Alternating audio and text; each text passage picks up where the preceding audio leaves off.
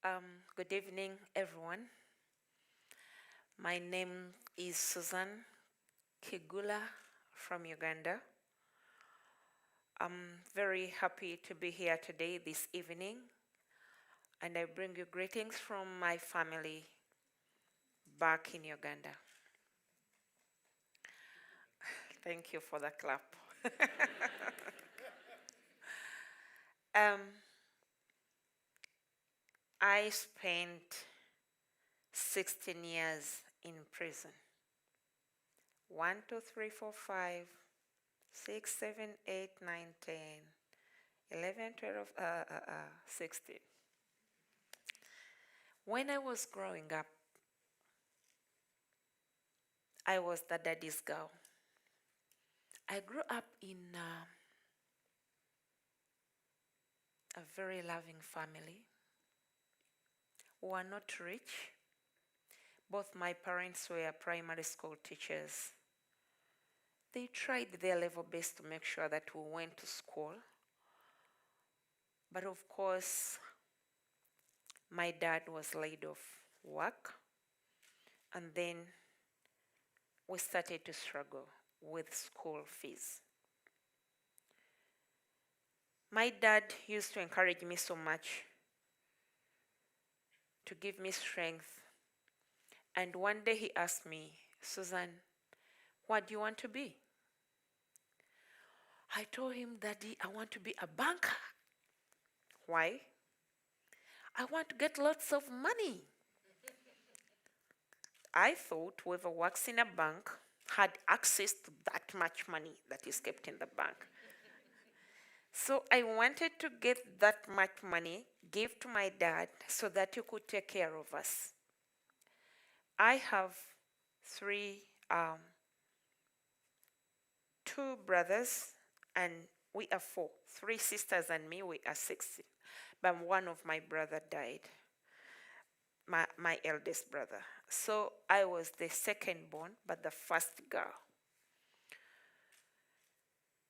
And then when I had finished what you could call elementary, okay, we call it ordinary level, where you're supposed to go to advanced level for 2 years and then to university. So I stopped at ordinary level, and then I was not able to continue with my studies because my mom explained to me that, Susan, we cannot take you further.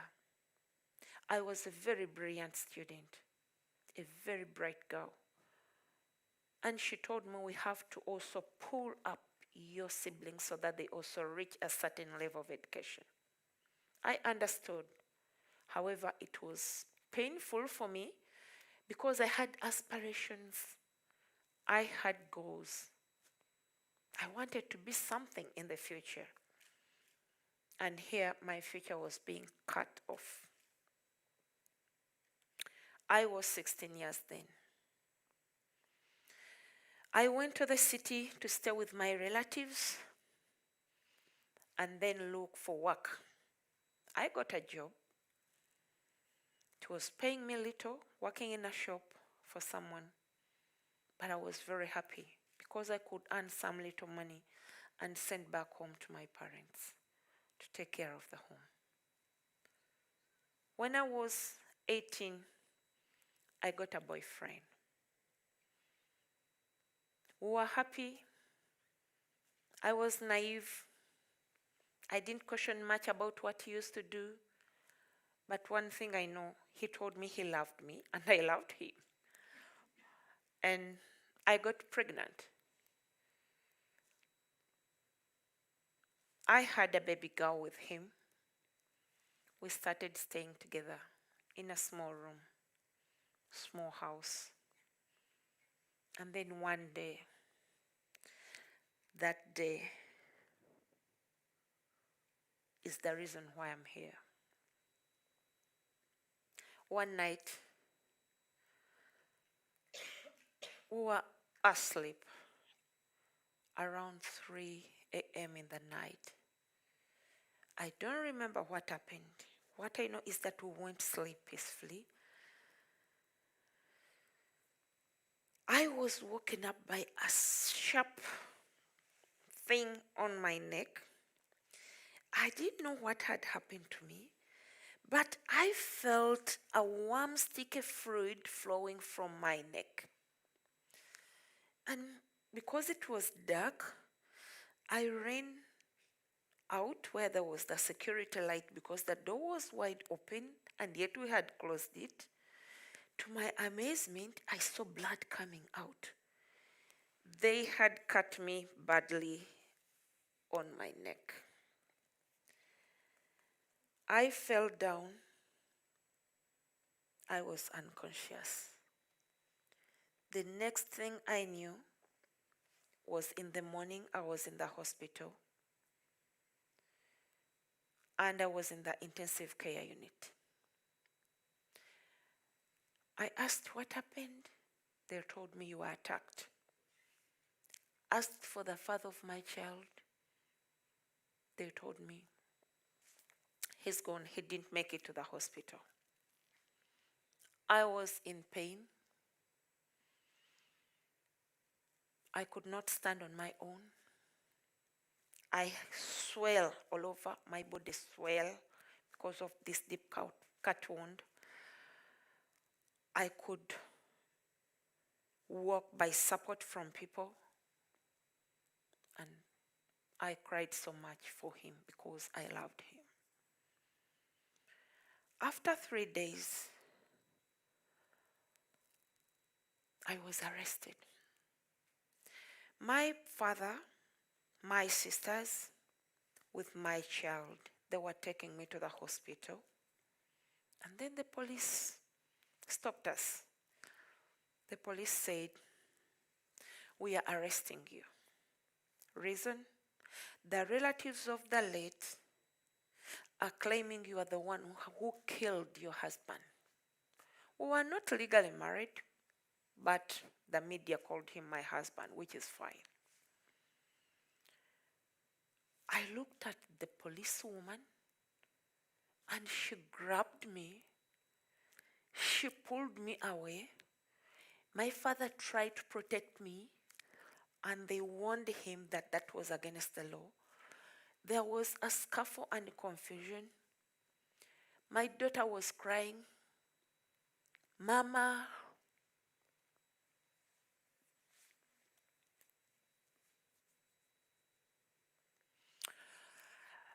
Yeah. That was how I was separated from my daughter for 16 years.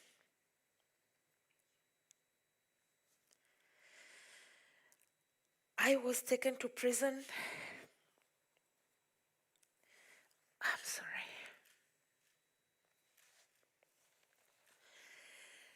And after 2 years, I was produced in court.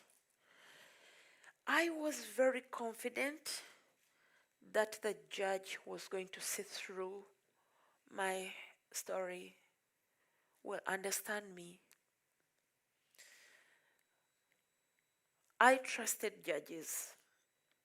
I trusted the legal system in Uganda. I never thought at any one point that anyone could be sentenced to death or could go to prison when innocent. No. I always thought that whoever goes to prison must have committed a crime. And when my trial came up, to my surprise, I saw false witnesses arraigned and they testified falsely against me. I tried to speak out. I was never heard. I tried to tell the judge I too survived narrowly. I was deeply cut by the neck. He did not consider that.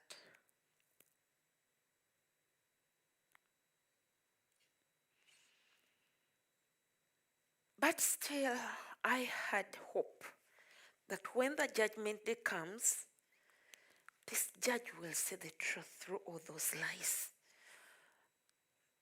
Because they brought my stepson, a 3-year-old boy, to testify against me. I don't blame that boy, because they had taken him in custody after I was arrested, and because they wanted to pin me down.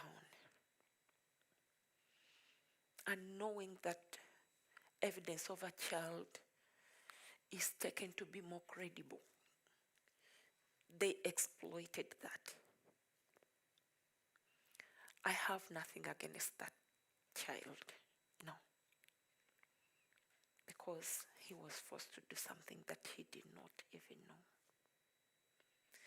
Come Judgment Day, I went excited, and when the judge started reading the judgment,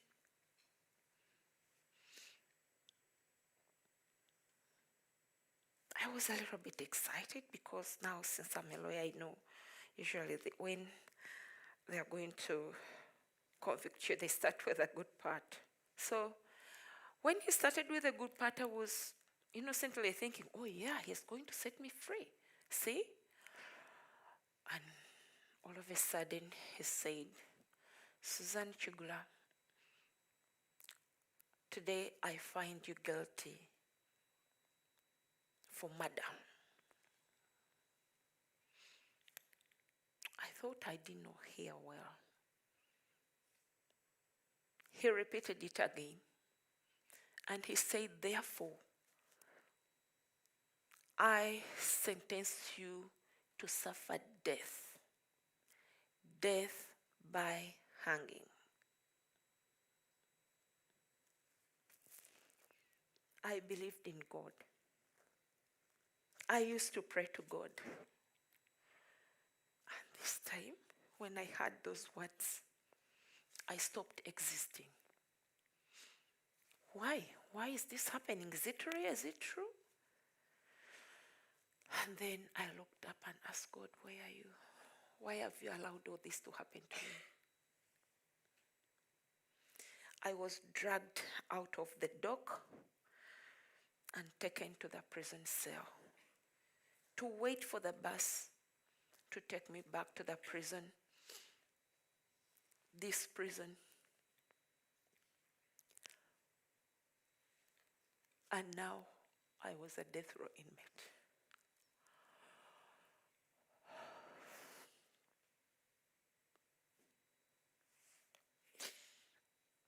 I've never killed anybody. I knew I was not a criminal.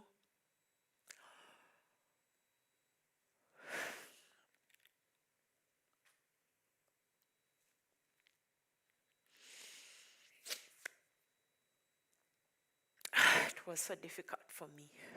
I was still young. I went to prison when I was 20 years. When I reached the death row section, I met other women. This is just the open place. But the death row section is at the other end, where you're not allowed to mingle with the rest. You have very restrictive rules. You can't move without permission or anyone escorting you like a prison guard. You have to be inside. You come out for a few hours to see the sun, and then you go back in your corridors. The corridors were very cold. The lights were left on day and night, so whenever you could come out, your eyes would ache. We didn't have a toilet inside. We had a bucket that we had for toilet. But above all, we were crying for our children. I had left my daughter, 1 year old, to my mom and my dad. I stayed in self-pity, in anger, in bitterness for quite a couple of months. We only cried until one day One day, I decided to try to turn my life around. I said to myself, Susan, look, you are all crying together. I was the youngest among the women on death row, and they had elected me the leader. And we could all cry at the same time. But then I said, Susan, you're not a criminal. You're not going to accept to live like a criminal. Encourage yourself. Try to forgive. Try to put aside anger and bitterness. Try to put aside resentment. And you see, I started following that discipline for some months until one day I rose up and I said, enough to this crying, enough to this bitterness, enough to this anger. I am rising up again, and this time I want to be better. This time I want to bring a change in the lives of these women. Through our conversations, most of them had not understood their court proceedings. They did not know even how to read or write. I was always the translator wherever we get visitors. And I said the first thing I have to do to empower my fellow women is to create a school in prison. The men in prison were studying, but women had been totally abandoned. And for 2 years, I spent asking for permission to start a school until when later on, our Commissioner General of Prisons allowed me to start a school. And we had trees. We never had classes. This is how I started the school. We had the trees for classes. I also started to study in the same school for my advanced level, as well as teach others. We became vibrant. Hope came back to us again. And we had now more faith that one day, at the end of the tunnel, there may be some light. And when I sat for my exams, the same examinations that other outside students sit for, I emerged one of the best students in the country. And this time, the media wrote good about me for the first time. Susan, the intelligent girl. Susan, the promising girl. Susan, unlike before when they could call me a killer, a murderer. I had a friend, Alexander McLean. He's a British magistrate who used to come to prison to help set a library for us and bring us some books. And when he heard about my performance, he came to Uganda and he told me, Susan, I've got you a scholarship to study law from the University of London. I was very skeptical. I hated law. I asked, you want me to study law? No. Go and tell the university to get me another course, but not law. I hated the lawyers, I hated the judges, I hated the courts, I hated anything to do with law. Because to me, what the law had called justice was an injustice to me. He went back to the UK. When he came back, they had shipped boxes of books and my identity card as a student of University of London. And I was excited. Okay, welcome. Tell me, what discipline have they given me? And he told me law. I told him, McLean, I told you I don't want to do law. He said these words. Susan, I have seen what you've done in the lives of these women and in your life. I have that strong belief that if you study law, you're going to bring a change in your life, in the lives of others all over the world. I thought about those words, and anyway, I had no choice. I took the books. I started to study law under very harsh conditions. I was on death row, the only woman studying law. When it rains on you. When it shines so much, you have to brave it. When it's windy, you brave the dust. I determined in myself to study law. At one point, I was almost dropping out because things were pretty difficult. I had to read a lot. I had to understand the legal concepts. But then I said, I must do this. And after my study of 2 years, I graduated with a diploma in law.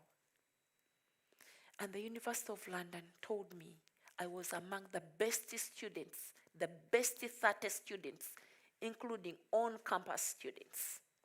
I, a prisoner, who was studying under a tree, with no internet, with no computer, with no lecturer. You can just imagine if I study better than you here at Erasmus and I'm in prison. And you have everything that you need.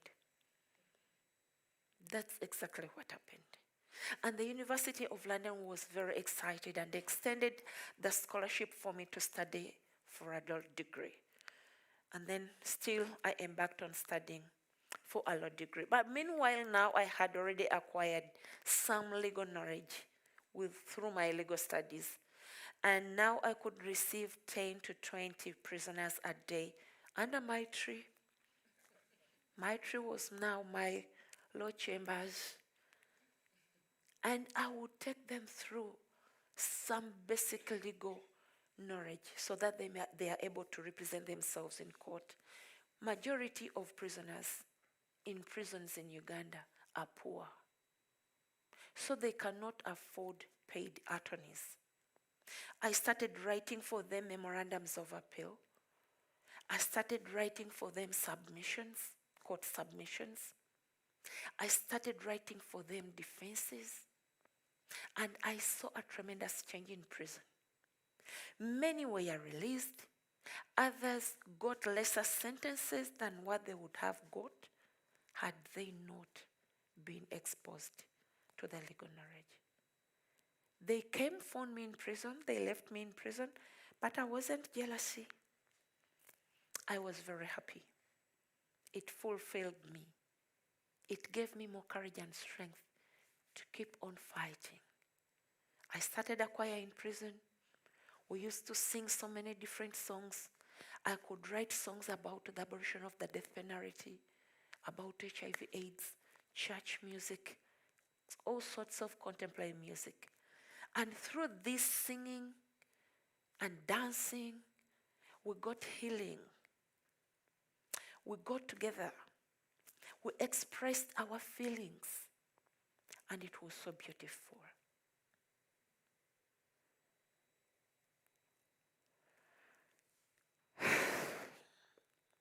Still, I was on death row. This time I needed to get out too. I had started seeing the beauty of freedom. I was going through my court appeals, and they were proving unsuccessful. We were 417 death row inmates, men and women. The media had started coming in the prison to record our songs, which they played on TV stations and radio stations. Wherever ministers could come in prison to see prisoners, they could take the message. So people realized that there is a small struggle in prison for the abolition of the death penalty. So other external forces joined us. And I led a petition, which is famously known as Susan Kigula and 417 others. In that petition, we had various grounds to contend about.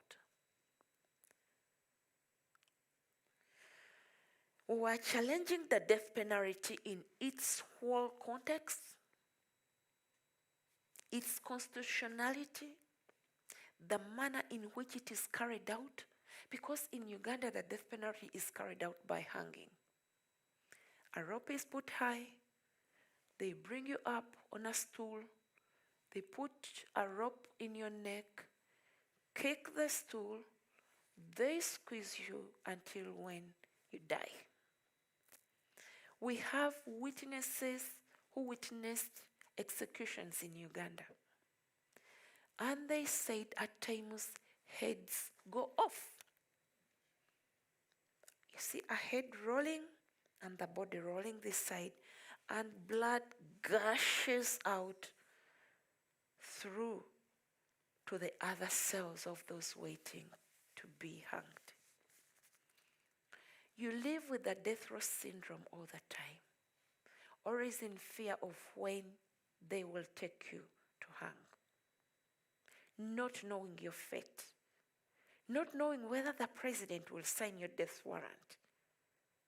You live in that constant fear. I saw many of my fellow prisoners go into depression.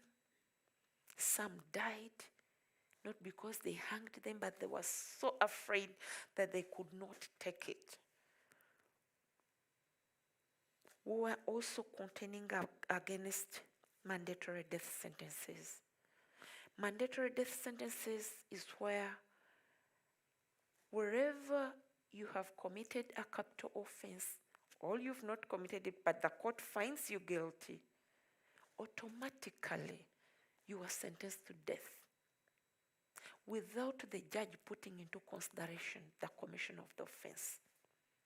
If it was a woman defending herself from someone who was going to kill her, from an abusive husband, from a rapist, the judge would not put that into consideration. You would automatically be sentenced to death. And we were still contending against that in the petition. And we also were contending against the long stay on death row before one is executed. People had stayed on death row for more than 20 years and still get executed.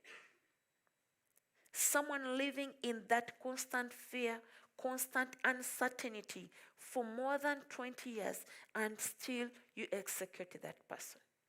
Why didn't you execute that person within a year if you knew you would do that? And the manner in which it was carried out, very cruel, very degrading, and very inhuman. Imagine someone's head going off just because you want to execute a person. And we went through a series of hearings, judgments, cross appeals, and finally, when the final judgment came out in 2009, mandatory death sentences had been abolished in Uganda. And that meant all of us were 417 were now off the hook because we had all been sentenced under mandatory death sentences. However, the death penalty remained constitutional, but judges guided the legislators to enact new laws to abolish it, which has not happened today. But the most important thing is now judges' hands are untied. They have the discretion to sentence to any sentence they feel fit for a certain crime. They now put into consideration circumstances of the commission of the offense, unlike before. And we've had ever since fewer death sentences, fewer, except in the rarest of a case, but fewer. And most of the 417 who are on death row are out of prison now. Yes, thank you for the clap. I think we deserve it.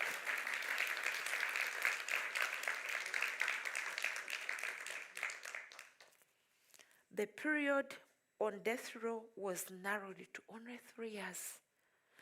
In 3 years, after the Supreme Court confirms your sentence and you are not executed, you will be automatically, you will now be a life imprisoned prisoner. Yeah. You'll be on life sentence. Life sentence then was 20 years, but it was changed. You see, this case has changed the laws of Uganda in different ways. But still we are very happy because the government cannot execute every 3 years, no. Because there are even people who fall in different 3 years in those 3 years. So it would become a murder government. So it also appealed against it and it lost. So we are very happy.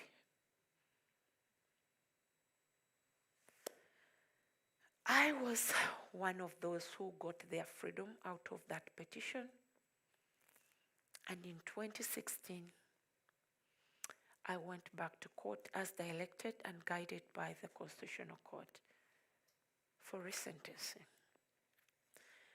Oh, our judicial system. It declared all of us guilty. Go to court only for resentencing, not for retrial. And that's what we did. Whether you're innocent, whether you're guilty, you're all the same. And so I was given 20 years, considering my stay in prison, my good conduct. I did not serve those 20 years. I was released after 16 years that I had served. And in January 26th, 2016, I was released. And I had continued with my law degree. And I'm happy to tell you that I graduated with my law degree, and I'm a lawyer now.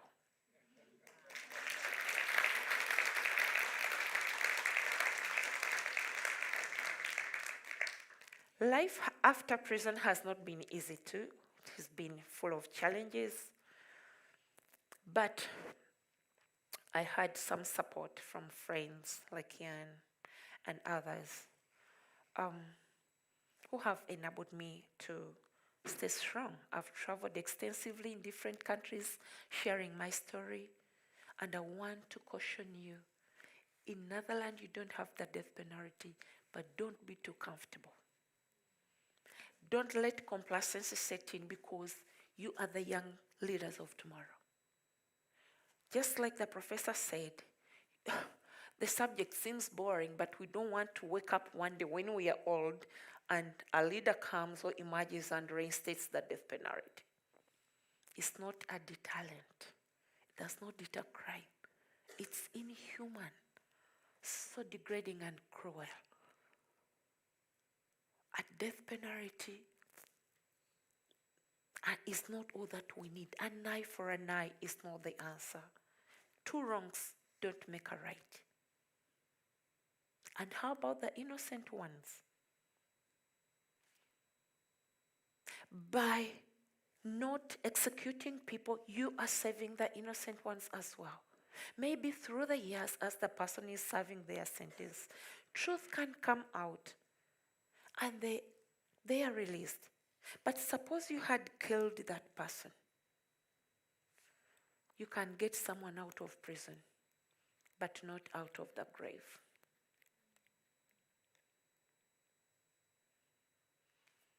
Right now, I'm actively involved in the global campaign against the death penalty. I work with children of prisoners. I don't know whether they have been able to show you those children, because I realized that children of prisoners have no one to protect them. They are sexually abused. Some commit crimes and find their parents in prison. They have no food, no shelter. And I came up to be their mother and formed Sunny African Children's Center, taking care of those children. There are about 100 plus. We have managed to take back to school 50 of them. And we are praying that also the others will be able to go to school. I work with women who are formerly incarcerated, who are formerly on death row, helping them to reintegrate back in society. Being in prison for more than 20 years and coming back with the stigma and rejection that they experience from the communities, they need someone who understands their plight, someone who understands their situation. I'm there to help them stabilize. I work with prisoners who are still on death row and those who are in prison. I work with a group of lawyers trying to look around, find those lawyers who are interested in giving pro bono services, because most prisoners are poor. They can't afford lawyers. But if any lawyer can come up and give a free legal representation to one person, it makes a difference. Thank you very much for listening to me.